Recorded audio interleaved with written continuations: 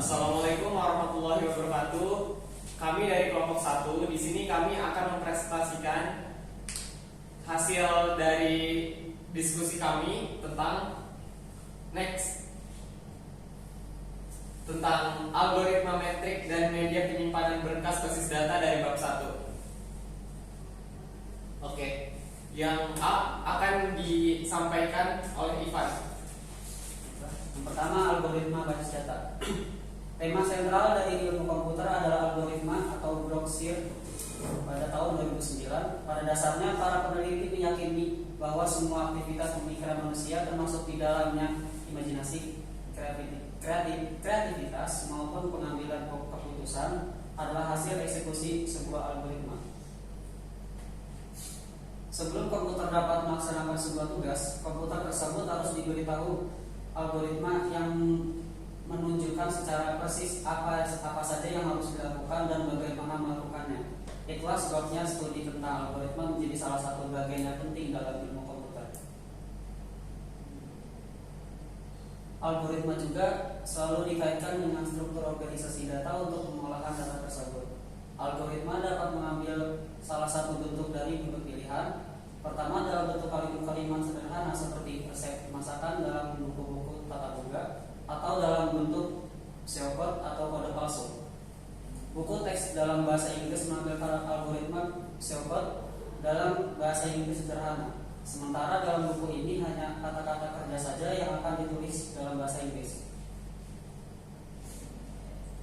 Berikut adalah contoh algoritma dalam pseudocode untuk menggambarkan strategi mempelajari struktur berkas dalam bentuk kalimat sederhana. Yang pertama,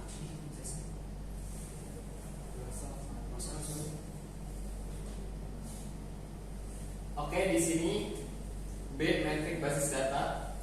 Bagaimana cara untuk mengetahui bahwa kondisi tersebut sudah atau belum tercapai? Jelas diperlukan suatu alat ukur yaitu atau metrik yang mampu memberikan indikasi tentang hal tersebut. Berikut adalah sebagian dari karakteristik alat ukur tersebut.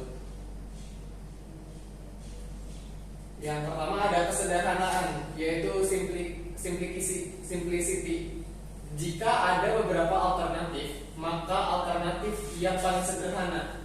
Yang kedua ada keandalan, reliability. Memilih struktur berkas untuk sebuah sistem harus pula memikirkan apakah sistem tersebut akan berfungsi dalam segala kondisi. Yang ketiga ada dapat diprogram dengan programmability. Dapatkah dibangun program untuk mengolah algoritma dalam waktu yang disediakan? Kalau tidak, pilih alternatif lain. Dan di sini ada dapat dipelihara dengan maintainability. Sekali teknik yang dipilih tersebut diprogram, dapatkah program-program tersebut dimodifikasi atau diperbarui dengan mudah? Jika terlalu rumit sehingga sulit untuk dimodifikasi, maka sebaiknya pilih prosedur yang lain. Ada kebutuhan penyimpanan, yaitu storage requirement. Dalam menentukan media penyimpanan data, sebaiknya dipertimbangkan tentang keterbatasan media tersebut. Ada kompleksitas komputasi atau kompleksitas waktu, complexity. Waktu proses suatu algoritma merupakan syarat yang sangat utama. Kompleksitas komputasional, suatu algoritma memberikan estimasi tentang waktu yang diperlukan saat algoritma diaplikasikan terhadap sejumlah besar data. Oke, berikutnya yang C, media penyimpanan berkas basis data. Pertimbangan yang sangat penting yang berkaitan dengan perancangan suatu sistem informasi ataupun pembelian sistem komputer adalah cara bagaimana data dan berkas diakses.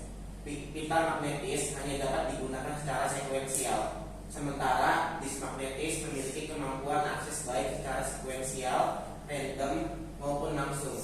Karena kemampuan tersebut, penyimpanan disk magnetis merupakan pilihan yang paling diminati oleh banyak pemakai komputer, baik untuk komputer mikro, workstation, ataupun komputer super. Sejumlah varietas penggerak disk atau perangkat keras serta disk magnetis atau media diproduksi untuk berbagai kebutuhan bisnis. Media penyimpanan memerlukan perhatian karena mempengaruhi pengambilan keputusan tentang bagaimana sebaiknya menentukan struktur dan proses informasi, atau dengan kata lain mempengaruhi bagaimana informasi ditangani oleh sistem perangkat lunak. Pada sebuah sistem perangkat lunak, waktu akses yang diartikan sebagai lamanya waktu yang dibutuhkan untuk mengakses informasi dalam media penyimpan merupakan aspek yang sangat penting. Jika informasi disimpan pada perangkat dengan kecepatan akses tinggi, maka waktu dibutuhkan untuk mengakses informasi tersebut relatif singkat. Teknologi media penyimpan sampai dengan saat sekarang dapat dikelompokkan ke dalam dua tipe, yaitu penyimpanan primer atau bisa disebut juga primary memory storage. Kemudian yang kedua penyimpanan pendukung atau auxiliary memory or storage, atau penyimpanan sekunder, secondary storage.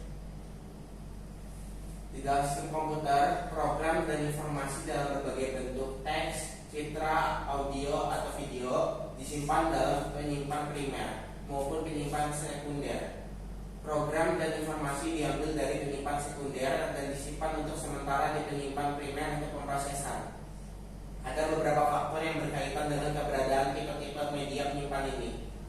Yang pertama, tidak semua informasi dapat ditampung dalam penyimpan primer berkecepatan tinggi, walaupun pada saat ini penyimpanan primer memiliki kapasitas yang semakin bertambah dan dengan harga yang semakin murah. Yang kedua, keterbatasan secara fisik dan ekonomis. Secara fisik, besarnya kapasitas penyimpan primer ditentukan oleh skema pengalamatan oleh sistem komputer, dan secara ekonomis, walaupun harganya semakin murah, namun masih belum menyampai penyimpanan sekunder. Penyimpan primer mempunyai karakteristik akses yang sangat cepat, tetapi harga per bit jauh lebih mahal dibanding penyimpanan sekunder dan mempunyai kapasitas yang lebih kecil. Penyimpanan sekunder merupakan kebalikannya, yaitu mempunyai kecepatan akses yang lebih lambat. Kapasitasnya lebih besar tetapi lebih murah. Next. Oke, sampai sini. Mohon maaf bila ada kekurangan atau kesalahan. Wassalamualaikum warahmatullahi wabarakatuh.